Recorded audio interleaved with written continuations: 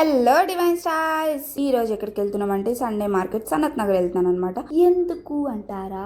ఎందుకంటే మా అమ్మగారికి చిలకలు కావాలంట. సో అందుకని అవి చూడడానికి అయితే వెళ్ళామన్నమాట. వెళ్తుంటే దారిలో కొన్ని బొమ్మలు, చెప్పులు చాలానే ఉన్నాయి. తక్కువ కాస్ట్ కి బాగానే ఉన్నాయి. చిలకల దగ్గరకు అయితే వచ్చేసామన్నమాట. ఫస్ట్ ఒక దగ్గర చూసాను చిలకల్ని, బాగున్నాయి, చాలా బ్యూటిఫుల్ గా ఉన్నాయి. పెయిర్ వచ్చేసి కాస్ట్ అయితే బాగానే చెప్పారు.